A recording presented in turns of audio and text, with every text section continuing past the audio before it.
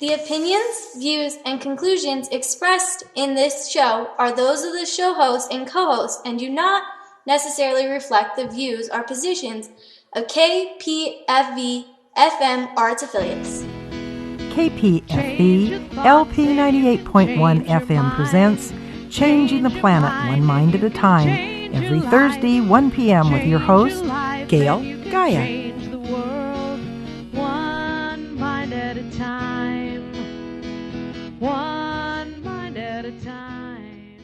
Good afternoon. This is Gail of Gaia, and we are here guest calling in today, Mr. Ken Dost, and I think you'll find his talk very interesting as he has been researching for well over 10 years on subjects that include the theft of our identity, copyright law, patent law, and the things that have been done to basically hypothecate our name and use it against us and turn the debt over to us, and we don't get any of the profit that's involved.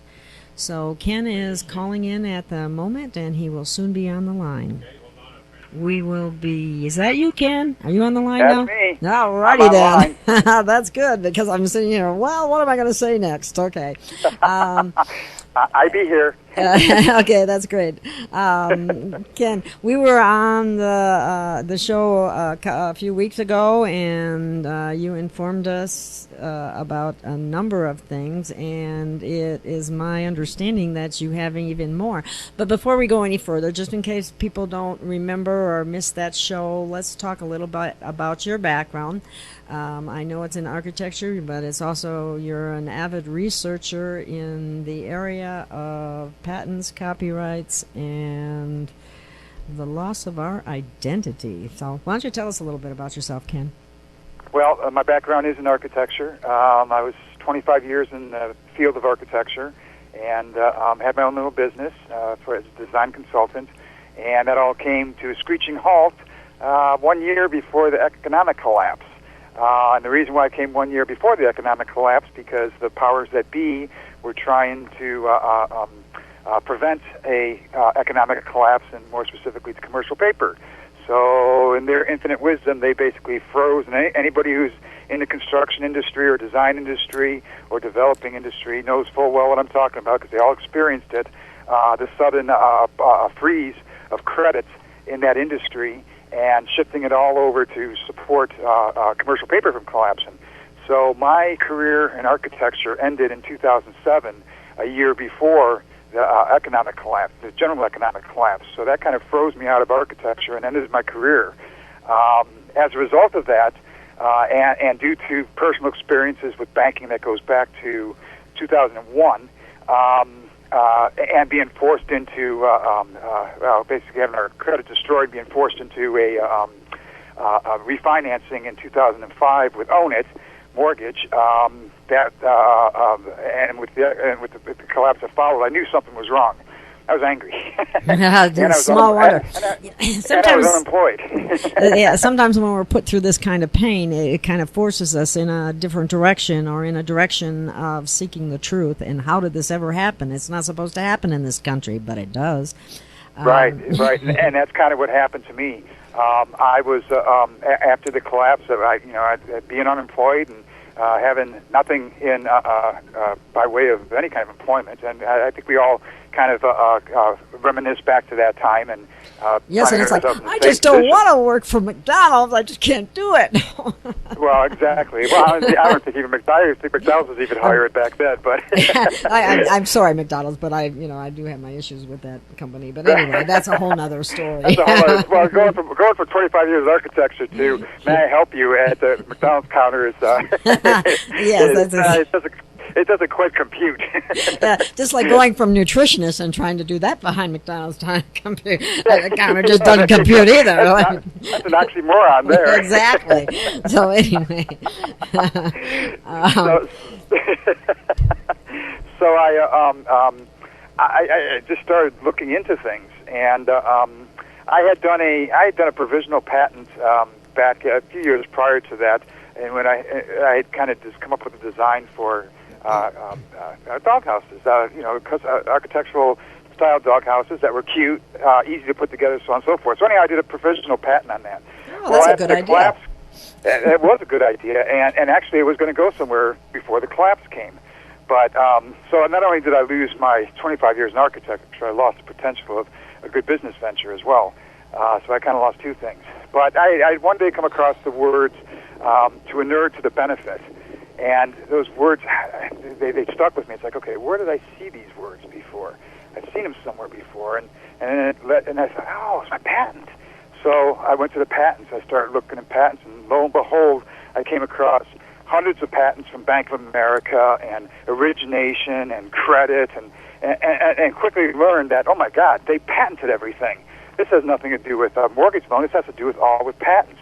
So that's what got me on that's what kind of got me on this path. Well, for those of us in the audience that might be a little unclear on things, I looked up the definition of patent specifically for this. I mean, I know you know, but some people for out there, if they're a little unclear, just to clarify it, a patent is basically a government authority or license conferring the right or title for a set period of time. Would you agree with that?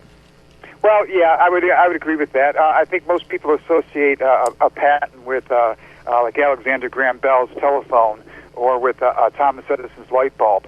Exactly. Something that's a tangible invention. And not a business process. Exactly. That's why I wanted to try to clarify this somehow for people. But, and to clarify further, the court in its infinite wisdom, or as I would like to think, in its infinite payoffs, ruled in a case in 1998 entitled State Street versus Signature Financial Group, and they ruled that business processes are patentable. And the reasoning behind it, now in order for something to be patentable, it has to produce a concrete and tangible result. Well, what does tangible mean? Tangible means something you can touch and feel, right? Yes. Something that's real, something that's real and in existence, in physical existence. Well, the court deemed that, the results that this algorithmic program, this business process, comes up with, and the results that are put into a broker's hands, by which that broker can go ahead and give advice to his investors, is a concrete and tangible result, which I think is a total bunch of malarkey. But nonetheless, that's kind of what set this thing off. Now, that allowed business processes to be patented. Now, what do I mean by business process? I mean by business process by a loan origination process, a credit analysis process, a bond enriching process, or any kind of financial instrument that that can be gained through a patented process. Wow. So they had that in hand. So what they needed was a couple more things, and they got it. And this is just pure payoffs down the line. I mean, this is just our government officials and politicians just caving into payoffs and bribes, under-the-counter services, so to speak, of the bank lobbyists. And in 2001, the revisions to UCC Article 9 kicked in, which has to do with secure transactions, meaning that transactions can be collateralized, meaning they could be rehypothecated and sold, and resold. Well, underneath that UCC 9 falls patents, copyrights, and trademarks. So what they were able to do now is they were able to take our identity, our name, our trade name. So that's how they hypothecate our name, correct? That's how they hypothecate our name. Yes. And so what happens, and what they were able to do now was they were able to take our identity and they were able to rehypothecate it and sell it several times over. So, and not only that, anything that we put our name on, they're able to put into the marketplace and make a profit on and get a return on. And now, I also looked up the definition of hypothecate for the sake of the audience, and basically the definition I found was to pledge property as a security for a debt. Yes. Now here's where the twist comes in. That makes me mad when I think. Okay, go ahead. It's going to make you more mad as we discuss as we go on here today. But the solutions, though, I believe the solutions are in hand, which we'll get to later. But what you've got here is you've got a total set. Now, all these processes understand there's something that's called not in the ordinary course of business. Mm-hmm. And it's not in the ordinary course of business. Why? It's because it's unfamiliar to the consuming public and paradigm. essentially. And the paradigm and the what I call the ordinary course deception is of representations to a mortgage loan to real property.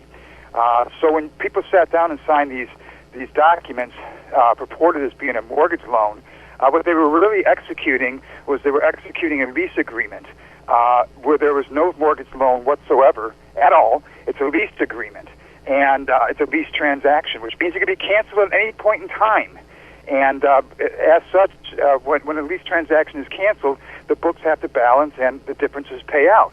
Well, that's what's actually going on here. But we have a system that's operating in complete lawlessness, where we have bar attorneys coming into court, representing and standing up in court. And I still remember the day it happened in my case, and just my mouth is hitting the floor, and I just looking at him and say, "How can you sit there and lie? How can you sit there and actually lie and say that there's a negotiable they're instrument paid that liars, never, Ken. ever existed?" They're paid liars, Ken. Well, no, it's not the good lie. You don't have to be a good liar or a bad liar. If you're an attorney and you're in the system, then you're guaranteed to win because the system is fixed. Yeah. And these judges are not real judges. They're administrators of royalties. What kind of royalties? Copyright royalties, which is all of these investments and all these trusts, these hidden trusts that are out there that pay off. Now, where's the proof of this?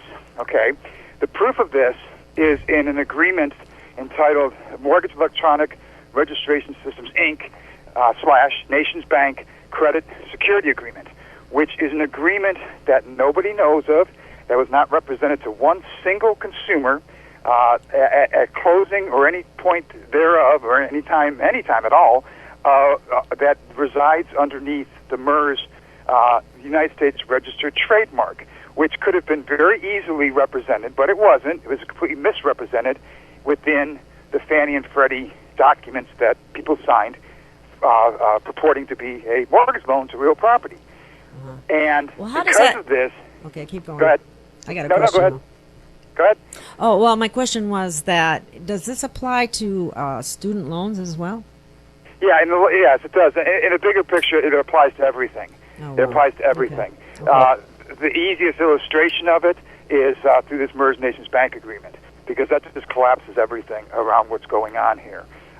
So the MERS NationsBank agreement really is prima facie evidence that not a single mortgage loan holder or signer was ever a debtor. And the reason for this comes back to UCC 9 and the collateralization of intellectual properties. So what they did was they trapped people, lured people into signing a mortgage loan that was on documents, Fannie and Freddie documents, that was created expressly by presidential mandate to create a document where all terms and conditions are spelled out within the four corners of the agreement, meaning that there's no hidden terms or any kind of extraneous terms outside those four corners. And that would be understood by everybody. That would be integrated into state laws by uniform codes and would be understandable by consumers and everybody. So what they did was they broke their mandate.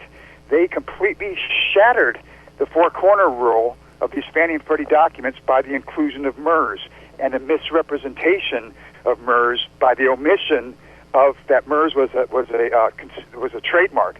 And see, now if that would have been revealed, then some people, me and my infinite wisdom at that point in time would never have caught it, but somebody in their infinite wisdom, some kind of group or somebody out there would have said, "Hey, I see a circle R here on the Fannie and Freddie document," and they would have looked it up and they would have found and discovered this MERS NationsBank agreement.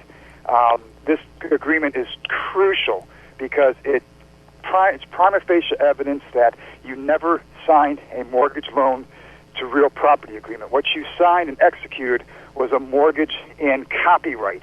And when you put your name on that MERS Nations or that Fannie Freddie document with MERS attached to it, what you were actually doing was you were agreeing to terms and conditions of this MERS NationsBank agreement that you were giving them exclusive licensing rights to your name and identity.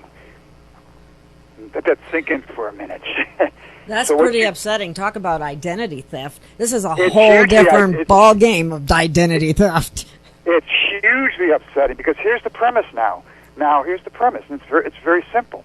It's, well, wait a second here. If so for all those times that you sold, meaning the banks, every time you resold a pool of loans that I'm supposedly included in, you took those profits and you put them in your pocket, and I never got a nickel return.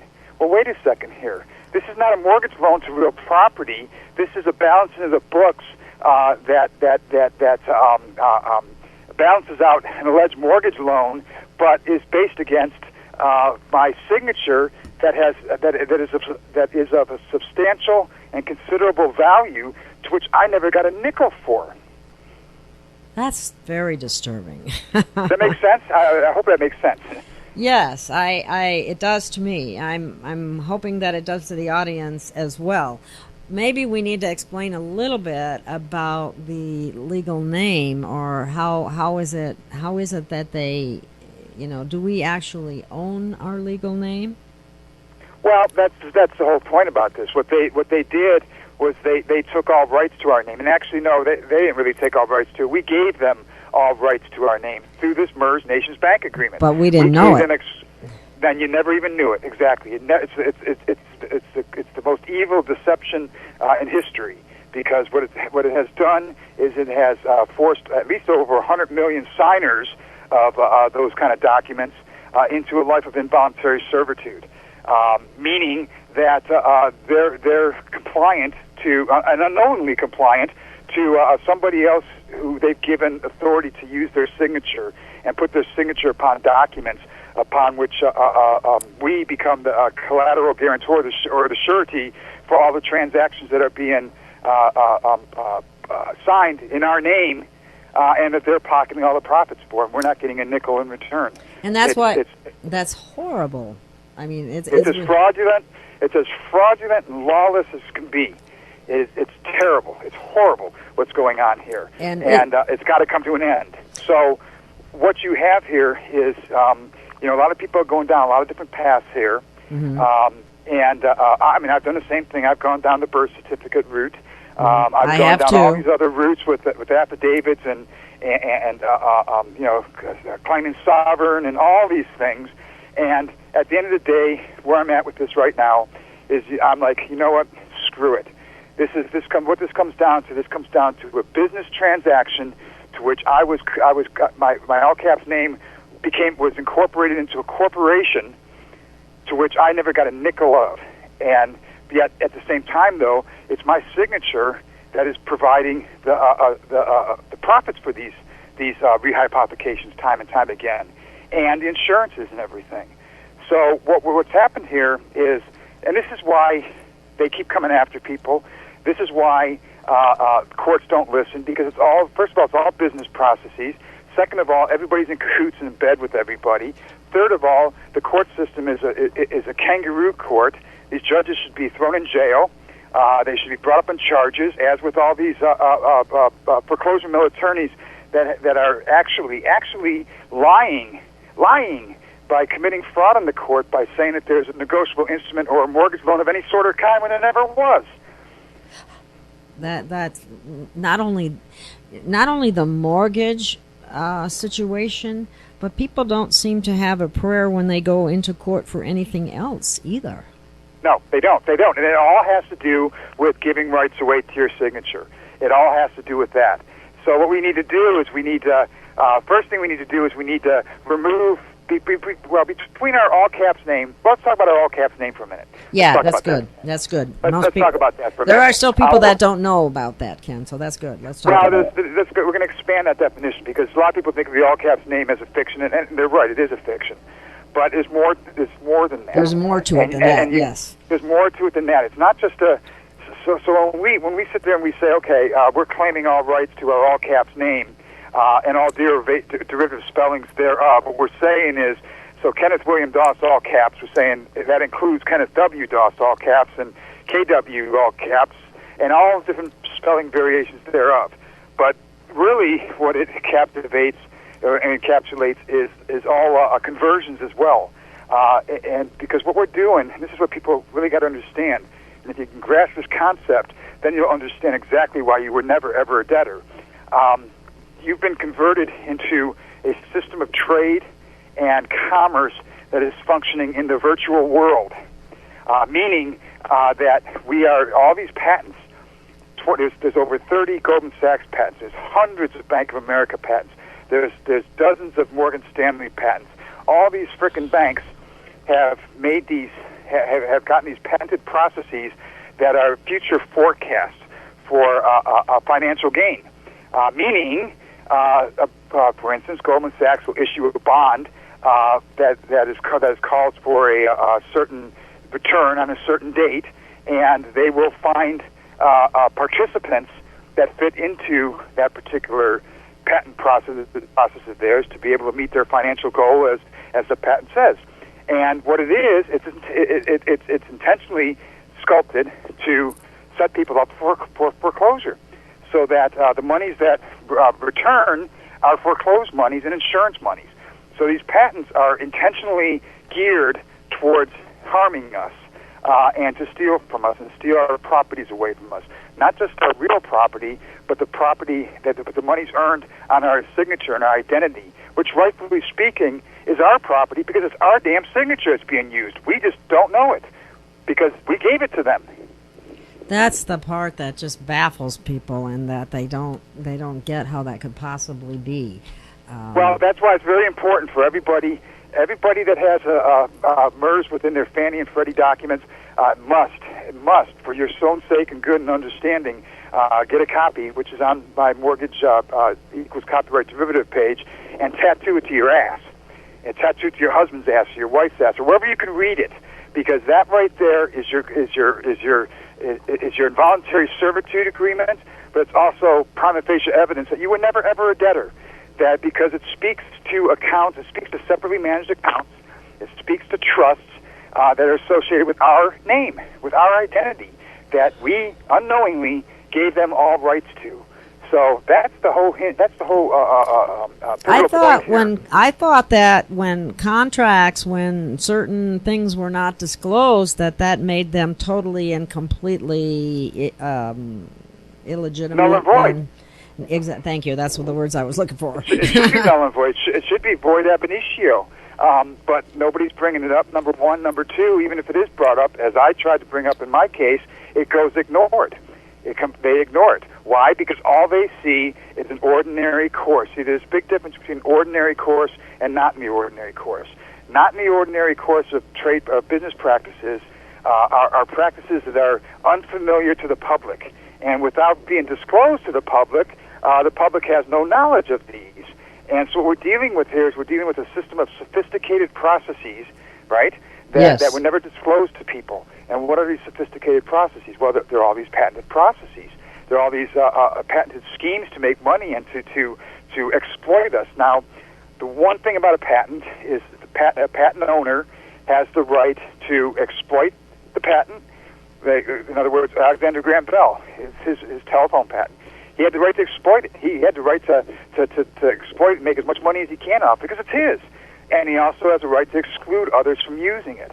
So what they've done here, in a little trick of the tail, with this MERS agreement, was they got us to give over our identity for exclusion as grantors to an innumerable number of patented processes. So, and then because we didn't know it, and because we weren't disclosed of it, we've been excluded from the benefits of its use.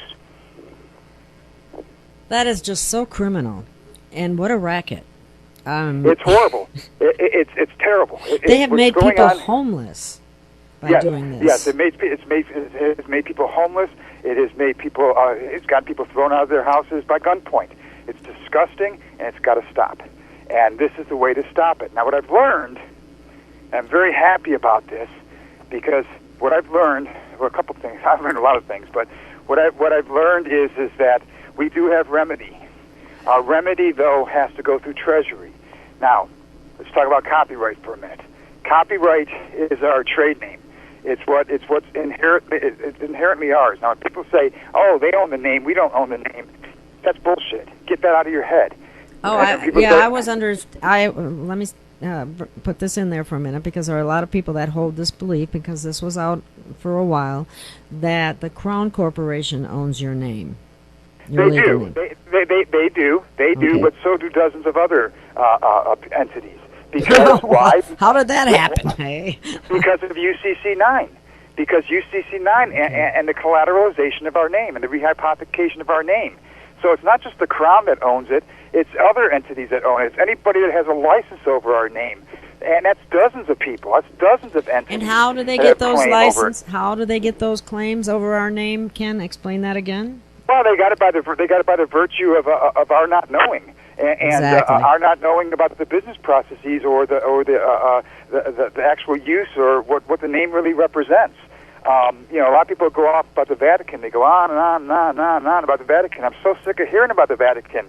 Yes, it's true, okay, but at the same time, though, the Vatican is just a single spoke in this whole menagerie of dozens of other spokes that all go to one single hub.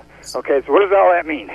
What that means is right now we have under codes and statutes we're incompetent. We're adherent to codes and statutes because we haven't come forward and claimed our constitutional rights. And when you say constitutional rights, everybody will say, "Oh, there's no constitutional rights." And they're right. You're right. But there is one place to restore your constitutional rights where common law is still very, very much recognized, and that's Treasury. Treasury's responsibility is to balance the books and deal with finances of the United States, the corporation United States. When people sit there and say, "I don't want to be a part of their corporation," I don't want to. No, you want to be a part of their corporation. You just want to be a stakeholder in their corporation. You want to be the transmitting utility that takes benefit of the corporation. You don't want to be, as we are, the accommodating party, which means that we're the fixture for abuse and adhere to codes and statutes because we're ignorant of all the underlying aspects here. Boy, they sure set that up to their benefit, didn't they? Well, of course they did. Of course they did. But Treasury is the place. It's the hub. It's the only place that we can get administrative remedies, and it's the only place where common law is still very much alive. Now, that being said, a lot of people are exercising gimmicks, what I call gimmicks out there. Some people are getting, yeah, I agree. Some people are getting remedies. Some people are getting ignored. Some people are getting thrown in jail. So, what's right and what's wrong here? There should be consistency. Well, there has to be a commonality of understanding and a system of education to get people to understand these sophisticated processes. And we do have to, and that's a kind of a. The word sophisticated is not intended to be condescending towards anybody. It's a word that they use. It's a word that is of their use in describing these not in the ordinary course trade practices. And that's what's taken place. Not in the ordinary course of trade practices, not disclosed and not represented with full disclosure and full understanding is a violation of our equal protection due process rights, which is constitutional. Now, to get to that, though, you can't get to that in this system of fixed codes and statutes. You can only get to it by rolling over into Treasury to get to the accounts. Now, here's what I've uncovered. Here's what I've discovered. I've discovered that there is record of all these transactions that are taking place and all these monies being earned and profits being taken and credits being taken with our name that is recorded under tax shelters with the IRS. Tax shelters, now tax shelters are the safe harbor. It's sheltering from taxes monies that are earned or credits that are earned. And those credits that are earned, whose credits are those? They're our credits. They're not anybody else's. They were our credits that we gave away through agreements, this MERS NationsBank agreement that we never knew existed. But those are our credits.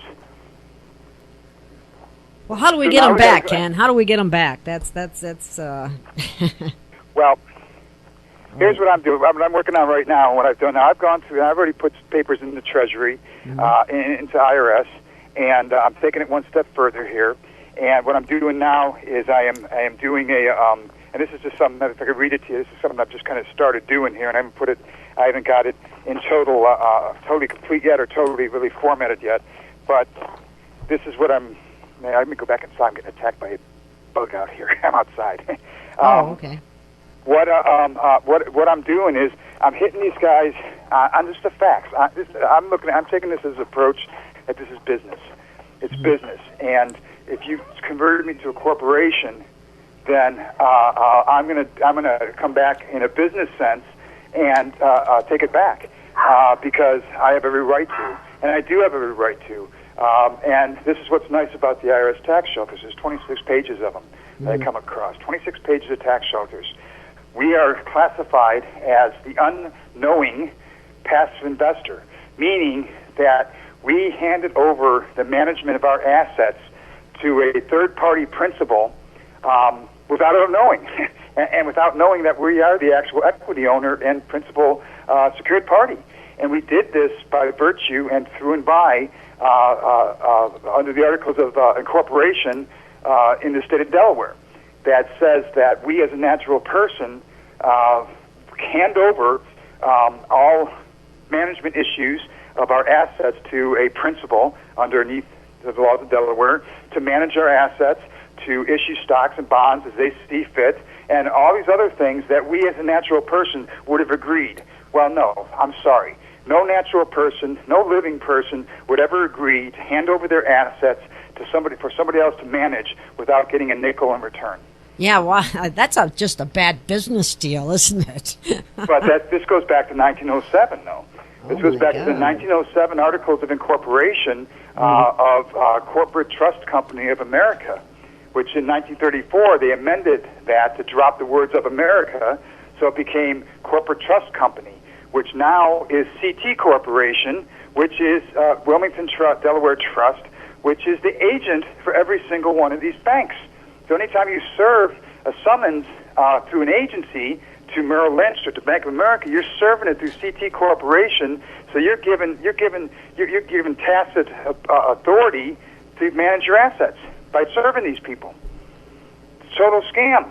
Oh my God! It just never quits.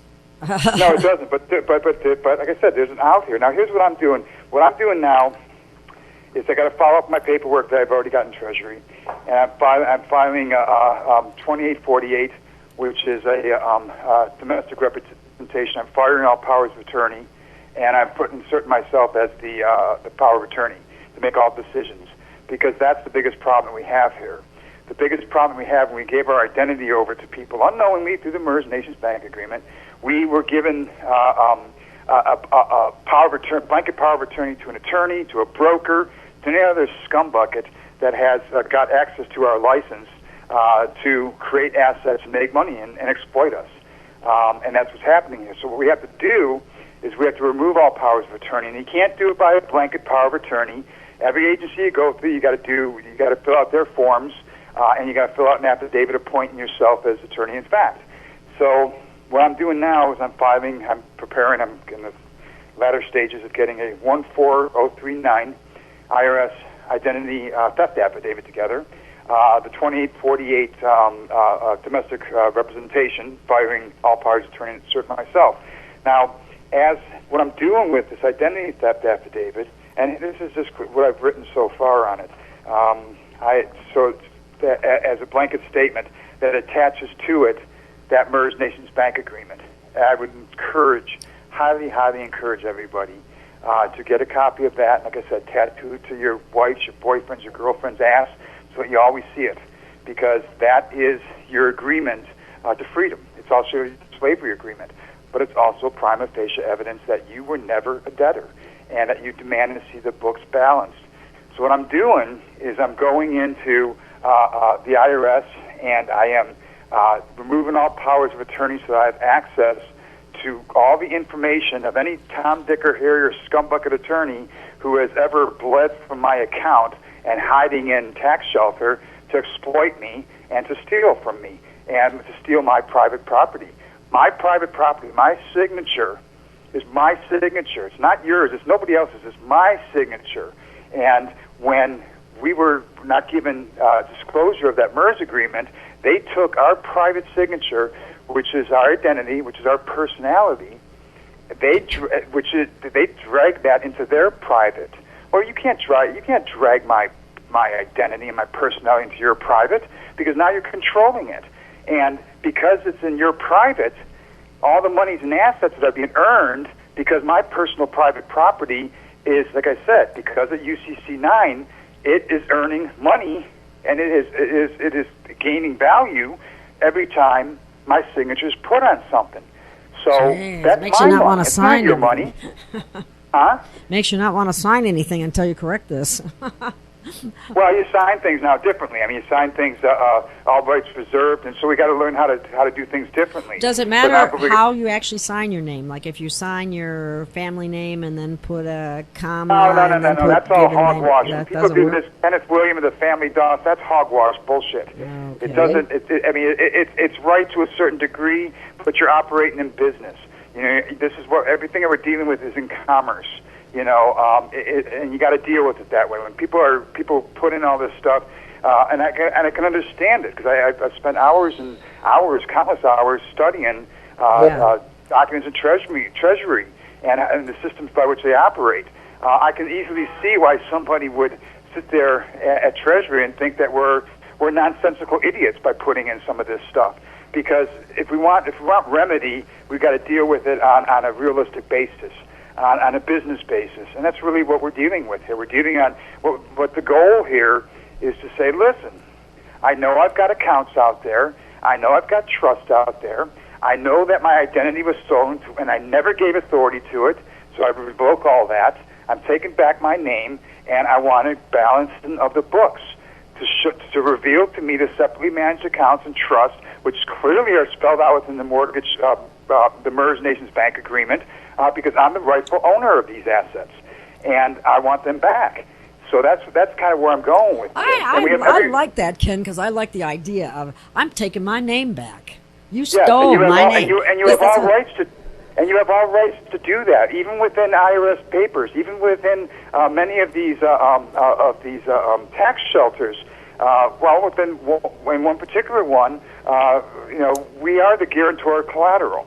We're the guarantor collateral, and that is seen as a debtor. That's a surety. Okay. Now the IRS looks at it a different way. The IRS says that they define the guarantor collateral as a creditor and not a debtor. And they've got us as the debtor all the time. As a debtor all the time. Well, common law is very much alive and well in Treasury. And Treasury clearly states that what a man puts in, a man should get out. And this includes being the guarantor of collateral, being the surety. That makes us the creditor, not a debtor. We're the creditor. So we've got to make the claim to get that back. So how do we do it? We don't do that by sitting there saying, I am Kenneth William of the Dost family. We don't do it that way. That's nonsensical. We just make a claim, and we do it by affidavit, and we open up the books. But we do it by what gives us the authority is the removal of that intermediary party between our all caps name, our fiction, and our signatory. And we got to remove that. We got to take control of that. And once we have control of that as the attorney in fact, now we can go ahead and ask for records pertinent to our name, because now we've removed all powers of attorney. So there's nobody that's standing in between us. That make sense? Yes, it does. Yes, it does. It makes very much sense. But now we go to the Treasury to do this, and the IRS? And the IRS is the way I'm going about it. Uh-huh. Now, what I've written here so far, if I can find where I started here. Okay, here's what I've written so far, and this is going to be attached to my 14039. That's going to be attached with, of course, the MERS NationsBank agreement as prima facie evidence.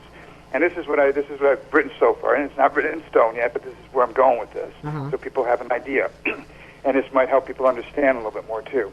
The affiants have known for quite a number of years that the economic and financial harms suffered are expressly due to the terms and conditions of the MERS/NationsBank credit/security agreement, see attached, an agreement that was intentionally concealed of any and all disclosure or representations. Knowing is one thing. Gaining the sophisticated knowledge of trade practices not in the ordinary course, intentionally concealed by superior entities and powers in the origination with intentional misrepresentations instead of an ordinary course transaction, thus the express cause of affiance harms, is quite another.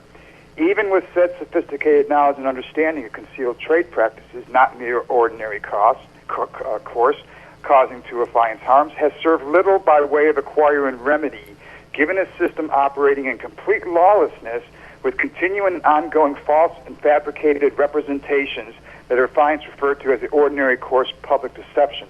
Thus, the affiance harms are perpetuated as continuing and ongoing. It is, okay, I'm going to turn the page. It is, where'd it go now? It is a fact that Own It Mortgage Solutions, Inc., and the sponsor and equity owners thereunder, CEO and Director William Dallas, Bank of America, CIBC Partners, Murray Hill Credit Partners, and Merrill Lynch perpetuated a fraud upon affiance with intentional misrepresentations of a mortgage loan to real property that in fact and truth is a mortgage and copyright, not real property. It is a fact that Fannie and Freddie perpetrated a fraud upon a affiance with the intentional misrepresentation of MERS within the document itself. It is the fact that Fannie and Freddie Standard Uniform Instrument, Deed of Trust, is a creation by and under presidential mandate of Richard Nixon that sets in stone a standard loan instrument that is to be understood by all, including and most importantly consumers. By said mandate, all terms and conditions are drawn within the four corners, and nothing is to exist by way of hidden terms or conditions outside of said four walls and corners of the Fannie-Freddie Standard Uniform Instrument.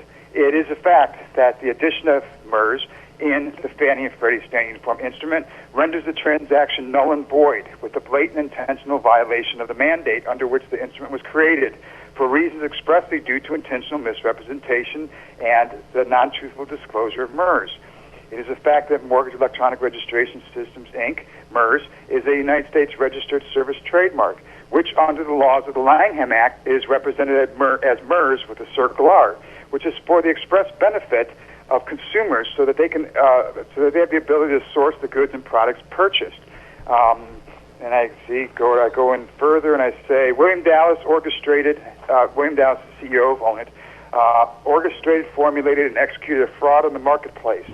As the CEO, director, and creator of Own It Mortgage Solutions, backed by Merrill Lynch, Bank of America, and other banking entities, with public deceit of a business model as a mortgage lender. The Own It is best described in an examining trademark review brief that is a final refusal to granting registration to one of Own It's marks called the Right Loan, written by Stephen Foster, a trademark attorney, of a writing taking place on 1/6/2006, in which he says, and I quote, "Applicant also argues that the purchasers of its services are sophisticated, making confusion less likely. However, the recited services of the respective parties are not limited to professionals with extensive experience in the trade, but are stated broadly and would include services offered to ordinary purchasers who may obtain mortgages only a small number of times in their lifetimes. It may be presumptuous to believe that these purchasers are sophisticated or experienced in these matters, when indeed they are not. Even assume an arguendo that they are sophisticated or knowledgeable in applicant's field does not necessarily mean that they're sophisticated or knowledgeable in the field of trademarks or immune from source confusion." So anyhow, that's where I'm at on it now. Wow. So do you understand where I'm going with it? And when I'm stating facts. I'm not going out into the realm of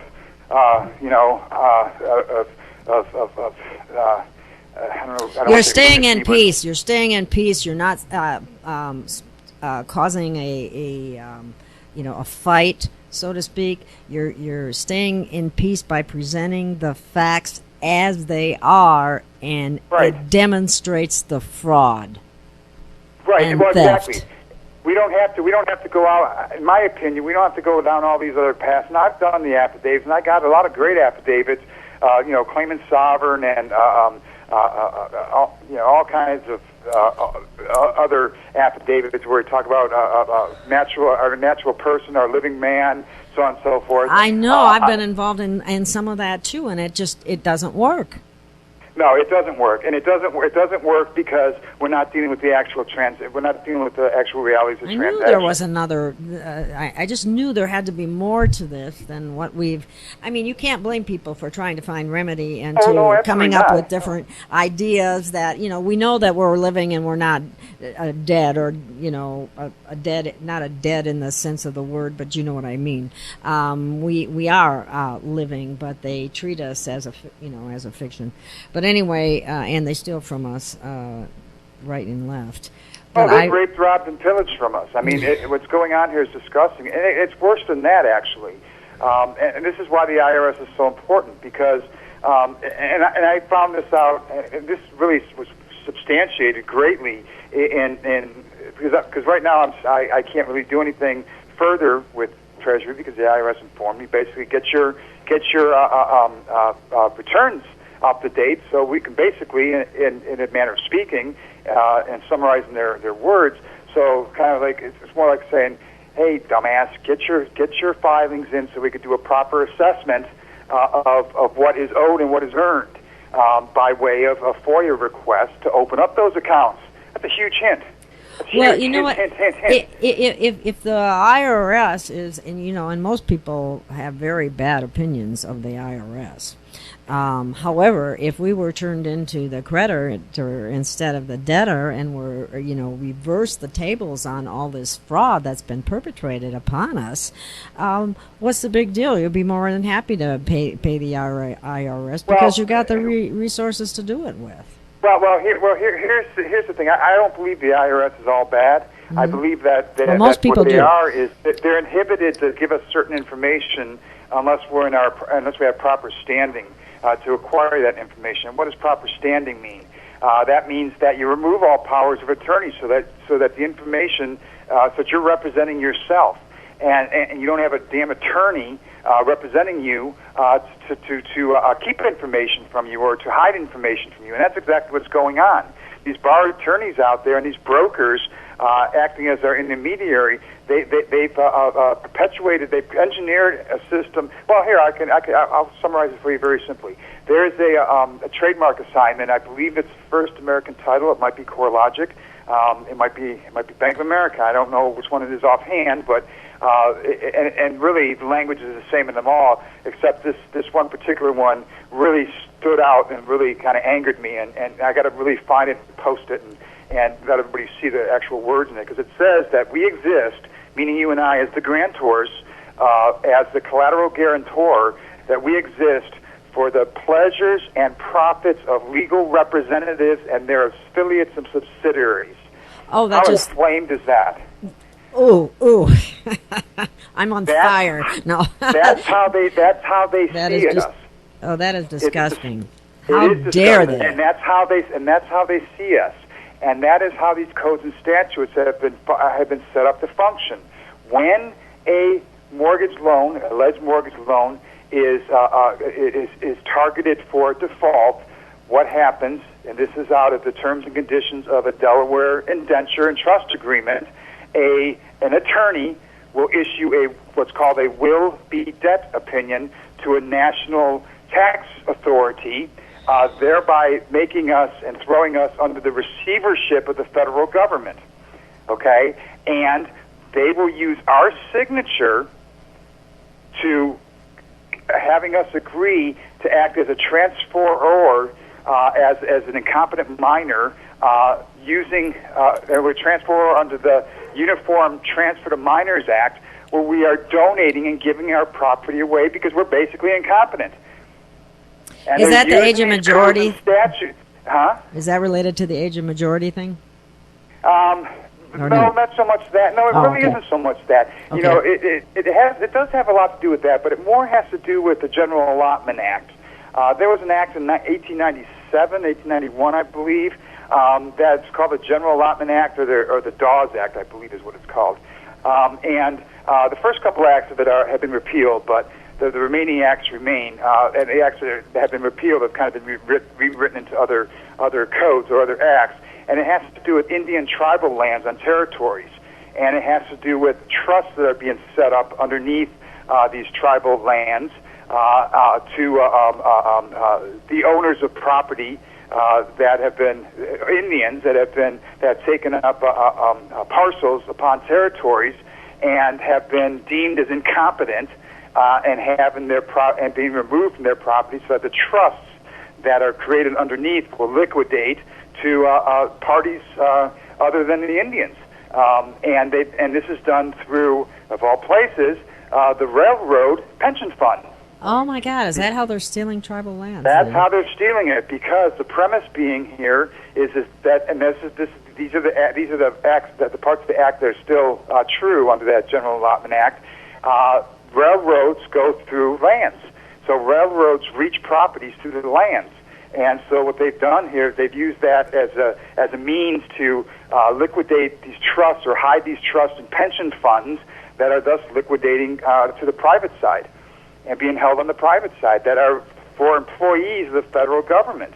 Well, when we're made employees of the federal government basically with our Social Security number, but when we are thrown into federal receivership, when that will be debt letter is issued or opinion is issued, which is a fraudulent misrepresentation because there never was a mortgage loan to begin with, so it's a false and fabricated foreclosure.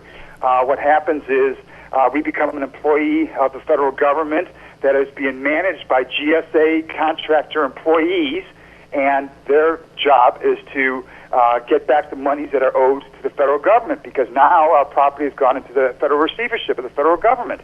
So it goes on and on and on. I mean, these are all rabbit holes, but I don't like using that word because rabbit holes don't go anywhere. Mm-hmm. These holes and these paths of travel, I've got it all connected. It all falls into a circle.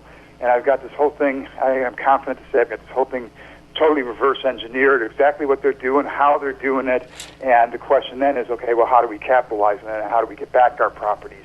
And that is through the IRS tax shelters, because the railroad pension and even the way we function in Admiralty Maritime and all those conversions. Remember, when we talk about fictitious names, we're not talking about just derivatives of the spelling. We're talking about conversions. So all these conversions to shallow-hulled vessels and all these things, and railroad rolling stock, those are all conversions of us, okay? And that's what's operating in trade. All of these things are reflective within IRS tax shelters. So the tax shelters are safe harbor for protecting the assets and capitalizing on the assets that are rightfully due and owing to who? Us. Wow.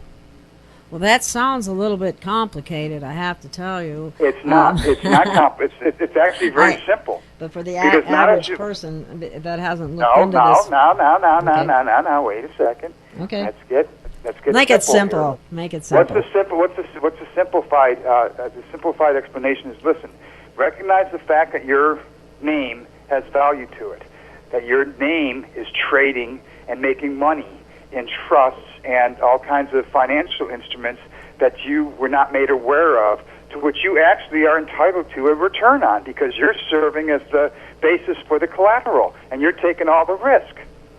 Okay, understand that part? Yeah. Enough, right? Yes. I'm sure that's understood very well now. That's what I'm getting at. So once you have that understanding down, what do you do from here? Okay. Well, you recognize the fact that all of these trusts, these accounts, all these conversions, all these credits that are due and owing to your name are hidden within IRS tax shelters. That's easy enough to understand, right? Yeah, all hidden. Okay, so the next step is, okay, now I want to find out what these tax shelters are. I want to make a claim to these tax shelters, but first I have to kind of correct my status, which really is not so much correcting my status as it is removing the intermediary that is hidden between myself, the living man, and my all caps name, who is making decisions for me that I don't know are being made, and is making it difficult for me to get anybody to speak to me or get any kind of lawful justice. So I got to remove that. So what do? You do an affidavit for revocation of all powers of attorney, appointing yourself as attorney in fact. That's simple enough to understand, right? Yes. That's Then okay. what you do is then you start filing with the IRS. You do 14039, and you start going after those tax shelters. And you make the claim that the kind of we're talking about, kind of like I just read to you. Those are the areas that we're going. And that's all simple stuff. It's not complicated to understand. It certainly is a very different approach, though. I can tell you that right And now. it's the only way you're ever going to get remedy. Only.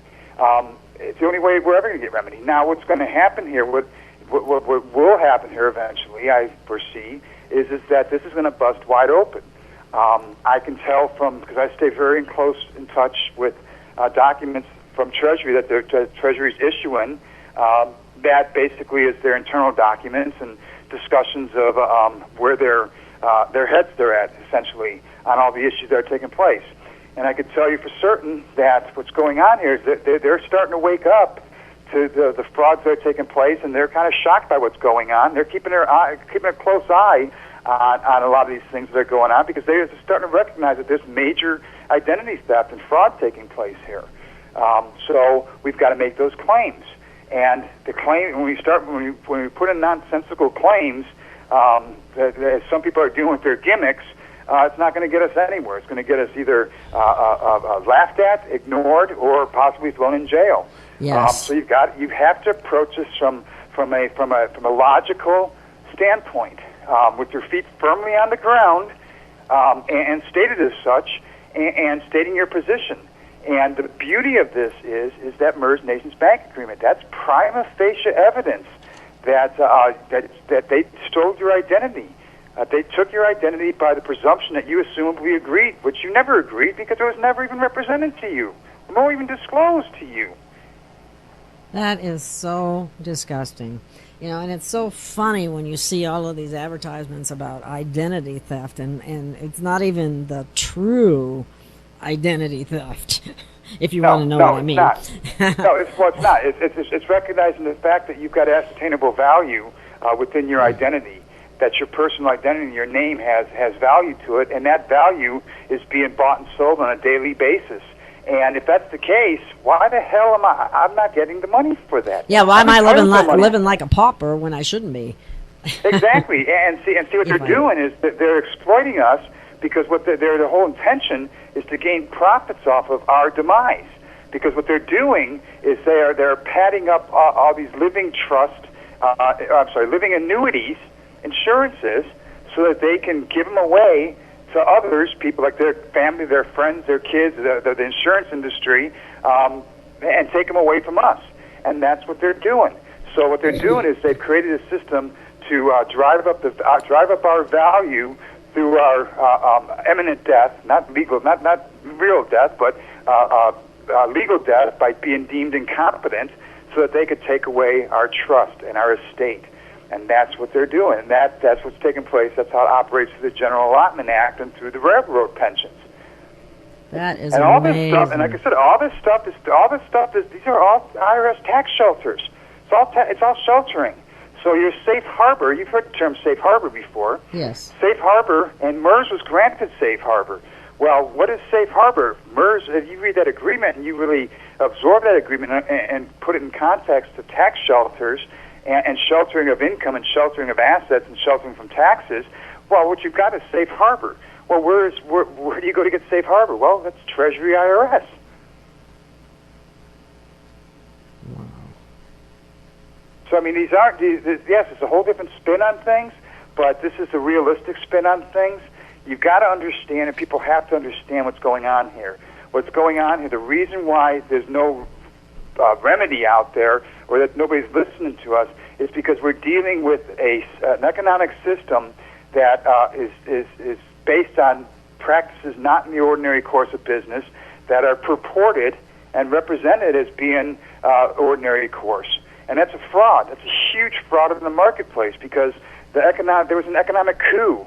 The economic coup began in 1998, and it actually was carried out when Merrill Lynch and Own It Mortgage intentionally set into motion the collapsing of the economy.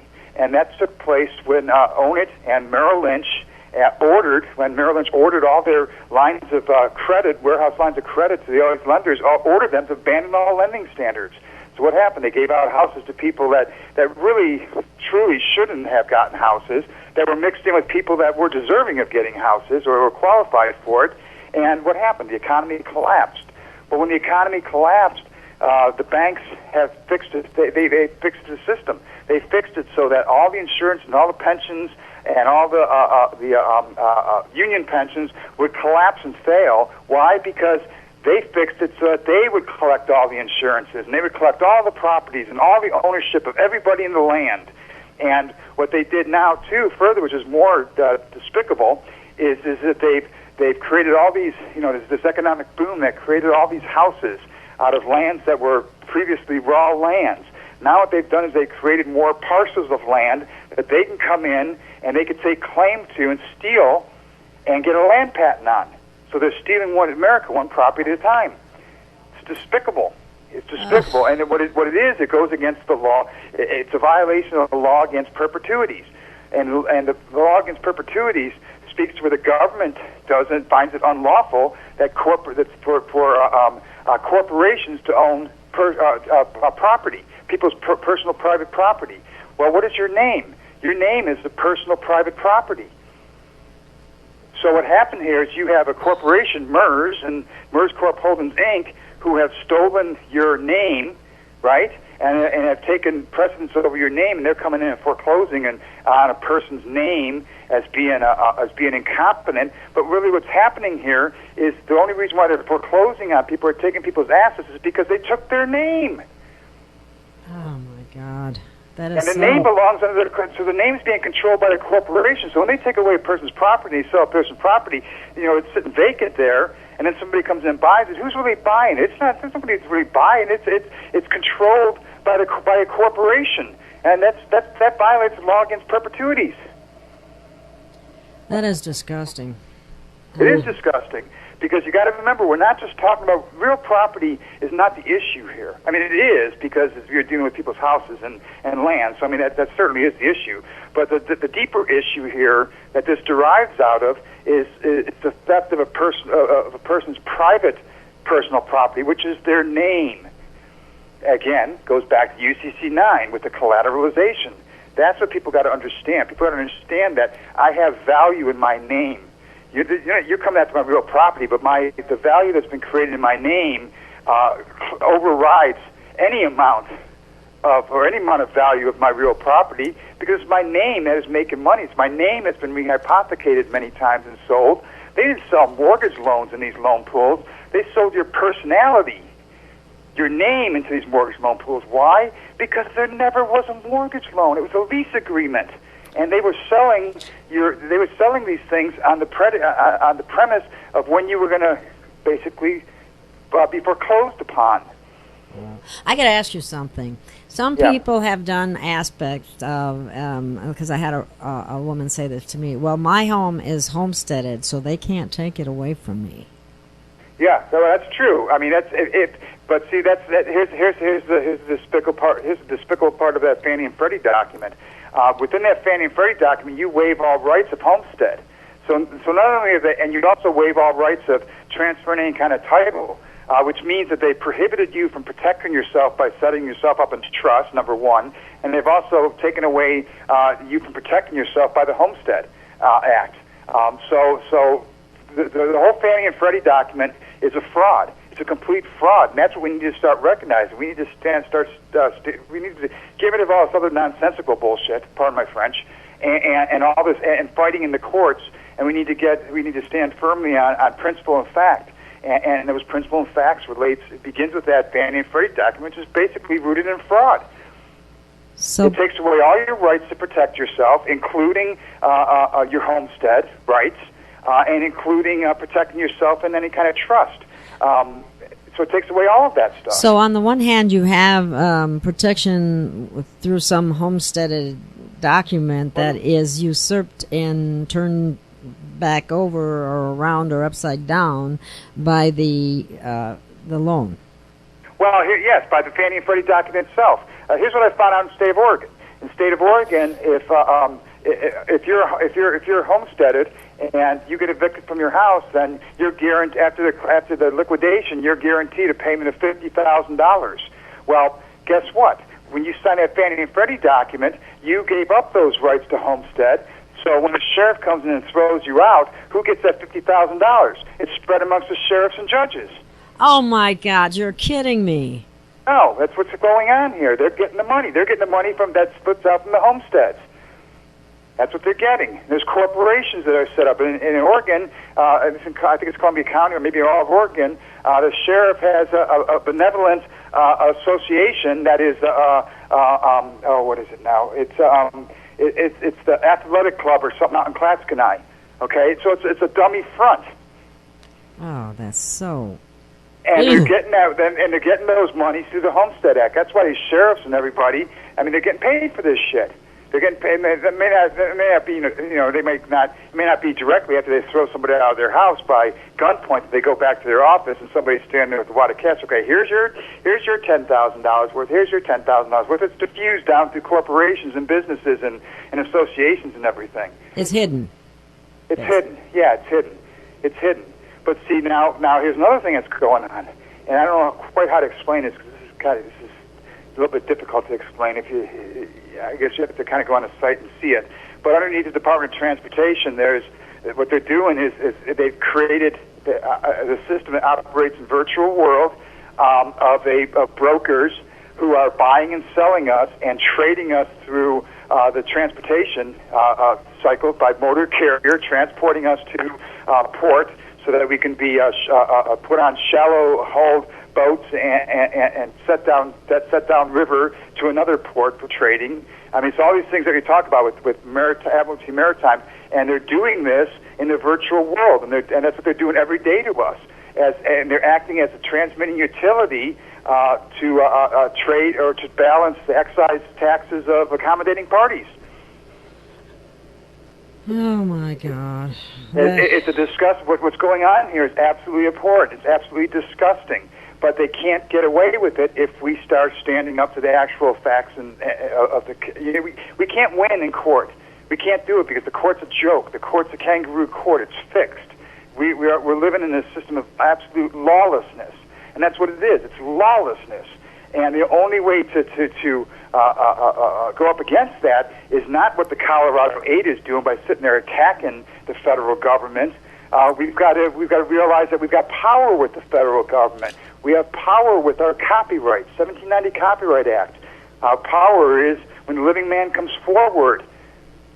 All records and all everything vests back to the living man. And in the event that monies were earned behind the living man's back, he's entitled to damages. Well, that's exactly what they've done here. They've lured us into this MERS NationsBank agreement to give up our identity so that they can make a freaking killing on it and abuse us and exploit us and exclude us from any kind of benefit. Well, the living man comes forward and he puts himself on the land in treasury with a claim that says, "Hey, I'm here as a living person, as the actual person here, and I've been harmed. I own all these fictitious entities that are created from my name, and all conversions thereof, and I demand to be made whole." And now what you do? Now you put yourself back on the soil, and you have constitutional protections. Now you get the federal government to go after these guys. You don't do it the opposite way. You don't beat the shit out of the federal government. We use the federal government through the use of our copyright. Because as it is now, they have, as incompetence to codes and statutes, they have proprietary use and oversight over our copyright. So the states are abusing us as well. It's the states. No, it's the states that are doing everything. The states are crooked as hell. But the states... And people think just the opposite. That's so funny. No, it's not the opposite. The states have rights. States' rights. States can enact their laws and whatnot. Even though these laws may derive from federal statute, it's still the states that have the rights to modify those or operate in their own right. And yes, federal trumps state, but federal can't trump state unless you put yourself onto the land to show that you've been constitutionally violated. And you can't do that by an ordinary claim under codes and statutes because there is no code, there is no law. They've taken it away. The bar attorneys have taken away all our rights.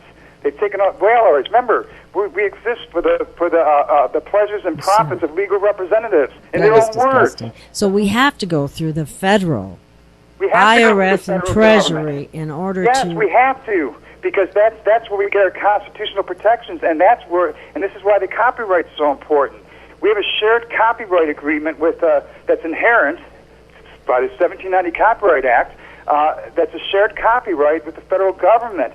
So it's a shared copyright, and we come in and we make the claim as the executor, right? We want to be made whole because we recognize that there's all these accounts out there that were taken on misrepresentation and fraudulent means. We understand that there's all these tax shelters out there. Well, trillions of dollars has been taken out of the country by tax shelters, and the IRS is chomping at the bits to go after these guys, and they can't go after them. Why? Because we're not making the claim. We're not putting ourselves in the position to make a claim to allow them to go after them. Wow. You see what I'm saying? Yes, that is awesome. So these are the things... I'm sorry, go ahead. I was just going to say, so have you, I know you were putting together a website. Has that manifested yet, or is that still... No, it hasn't. I had to put that aside because it's too much time to go in. I got a bunch of data uploaded, and I kind of had not really falling out. I kind of did have a falling out with the people I was working with, because to get the website actually up and running requires linking of documents and everything. And until I'm actually through the process myself, I don't have time to do that. I understand. Yeah, I get that. And this is more important. This is what I'm doing right now. Is more important than getting that website going. We got to have a definitive path of remedy in place before I can do that, and that's the right thing to do. That is the right thing to do, because that way you've been through the trenches and come out on top, and then you can put together.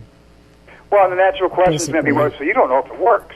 That's what somebody's going to say. Well, you don't know if it works. Yeah, exactly. Well, but I know it's going to work. You know why I know it's going to work? It's because I see all the authorities that are there. I've studied the documents. I see what's in the tax shelters. I see what they're referring to. I see that they recognize, fully 1,000% recognize that we're the passive investor, and that we as collateral guarantor of collateral are not the debtor but the creditor. So I see it in the documents and forms. I see how Treasury operates, and I see how it operates in common law and how they're looking at these things that people are claiming.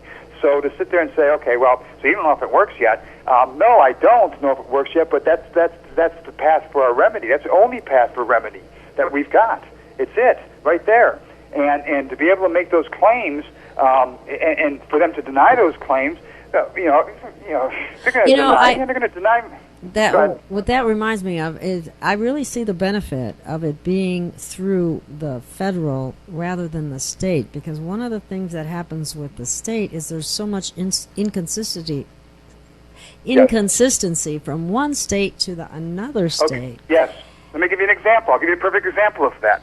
The perfect example is the MERS NationsBank agreement. Not one of us is even aware of that agreement or aware that it even existed. And it clearly states within that agreement that these are laws. This agreement is to be construed under the laws of the Commonwealth of the State of Virginia. Well, I never frickin' agreed to that. Neither did you. And by us becoming adherent to the Commonwealth of the State of Virginia, that means that throws us right into Admiralty Maritime, because Commonwealths are adherent to the Crown, and also allows judges to take cognizance of federal law or state law. And so that's what they're doing. No, federal law, I'm sorry. So that's what they're doing. So now every one of us in all 50 states is adherent to the laws of the Commonwealth of the State of Virginia that we never agreed to or never was disclosed to. We're also adherent to the processes out of the state of Delaware with the principle directed trust, which is why they're foreclosing on people and why they have all this authority to foreclose on people. We're under the insurance laws of Florida, I believe it is, and under oil and gas of California. So yes, you're right. You're absolutely right. Every one of these states is different.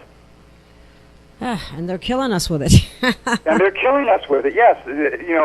So that's why you're not a state national. You don't want to be a state national. You're an American national. An American national, that's a collection of a union of states that is supposed to be that forms a national government that's supposed to be work for the common good. Well, you've got all these individual states that are screwing us. Oh, that's very upsetting. We're getting screwed in so many directions. It's not even funny. Yes, but this is good stuff, though. This is where we're at now. This is the culmination point. These are things that are this is a realistic view of reality that we haven't seen. It is. I mean, it's upsetting. It's very upsetting. So when I talk to people, I try to tell people, take everything that you ever thought to be true and throw it out the window. Exactly. Or think in opposites. Yeah, exactly. I mean, these are things that, solutions are going to have to be based on logic. There has to be logic in everything, and there is no logic in anything that's going on. It's all totally illogical. But when you get down to the meat of the matter, which is what we're talking about here today, it comes down to recognizing, again, simple things. Recognizing that your identity has value. Recognizing that value has been capitalized on and profited from, to which you've got no return, and to which you have all right to return. And the only place to really capture that is make a claim within Treasury and IRS to open up those counts and balance the books so that you're treated accordingly and lawfully entitled to what you're entitled to. Well, that's awesome. And I applaud you for the research and information that you're bringing forward, because it is new, it is different, and it's unlike a lot of the other things out there. And I'm not knocking anyone else and what they've done, because we're all in a learning process. It's a learning curve. And it takes a long time to get a good handle or grasp on something, because through all the different things that you've read over the year, it sets off little light bulbs here and there at different things that helps you to pull it together. And so that makes you a very special researcher in this area, bringing forward information that is invaluable to people. And I applaud you for that. Bravo, Ken. Thank you. Thank you. I'm looking forward to the day when you can bring a website up, and when you do have the success that you rightfully deserve in all of this. And I will be following in your footsteps as soon as we get it all figured out, because I think it's I don't need to have anyone stealing from me, and neither does anyone else for that matter. Right. Based on I don't think anybody has to wait for a website to come up. I think that no.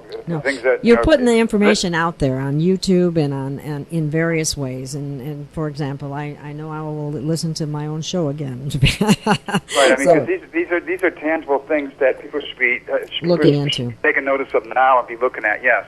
Yeah. I mean, because now people are fighting this are people that are intelligent, and these are intelligent things and logical things based in reality and based in things that we already know about, which is taxes and IRS, but it opens up a whole new realm of opens up a whole new door that's out there that I think people can latch onto and understand pretty easily.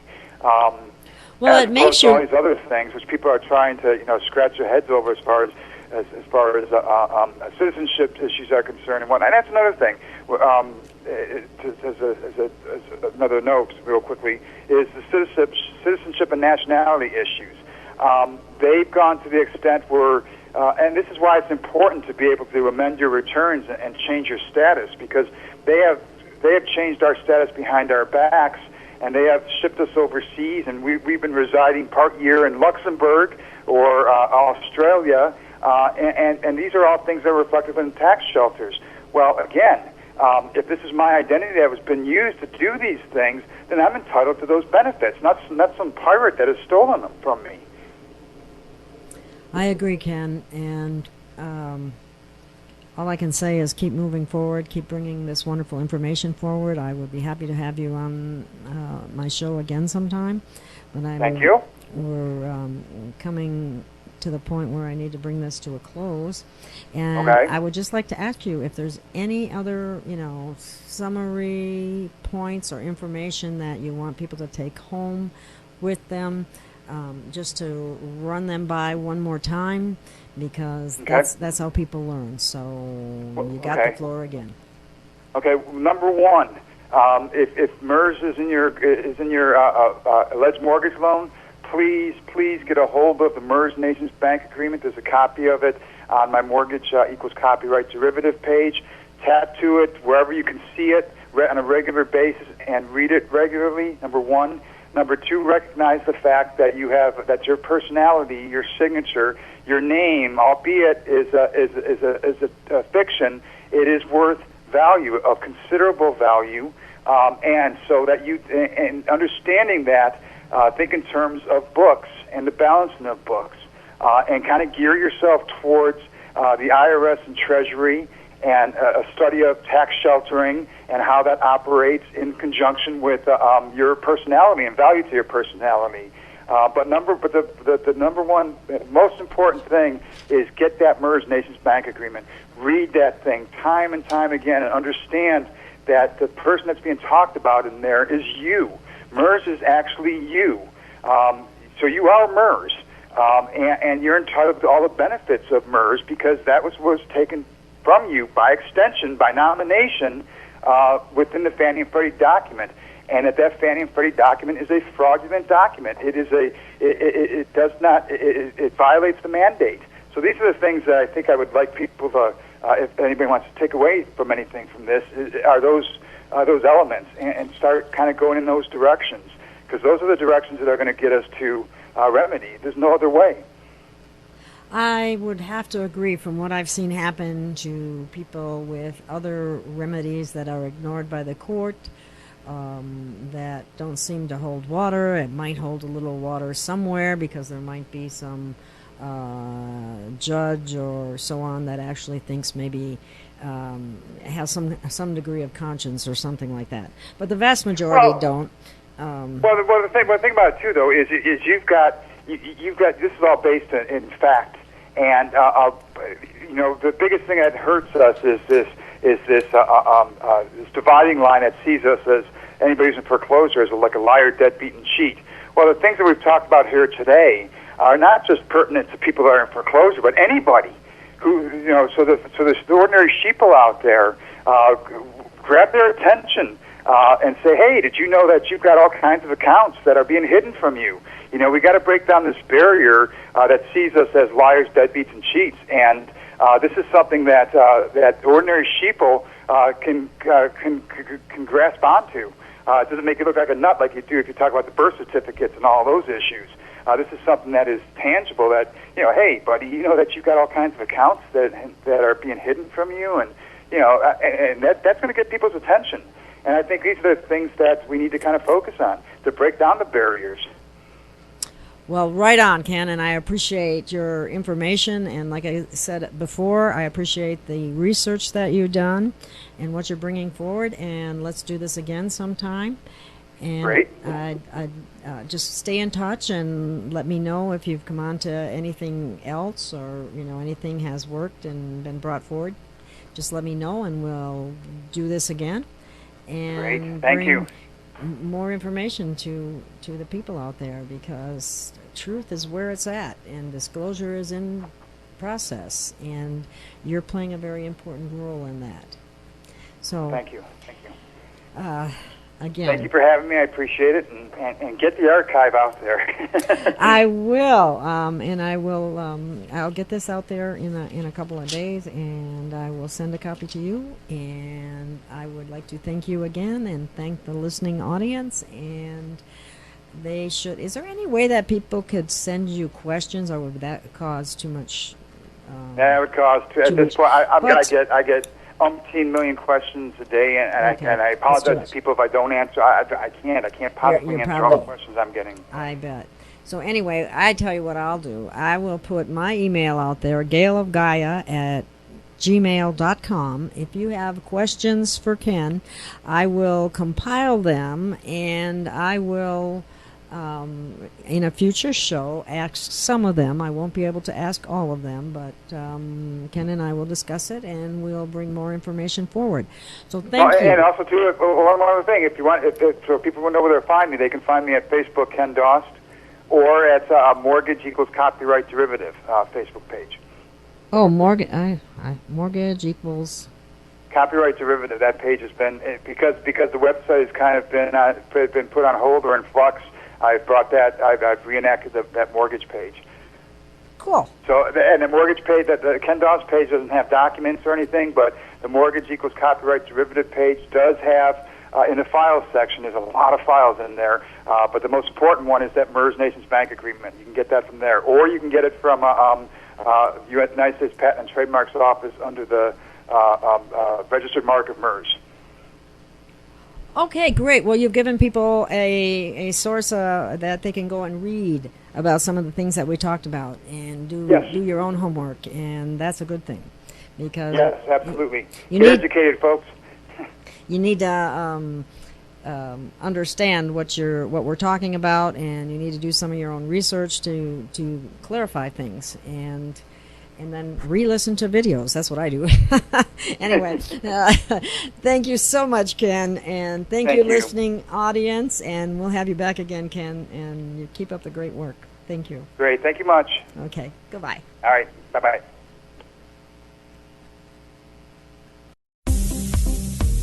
You're listening to 98.1 FM, KPFB LP, Perumps Freedom Radio.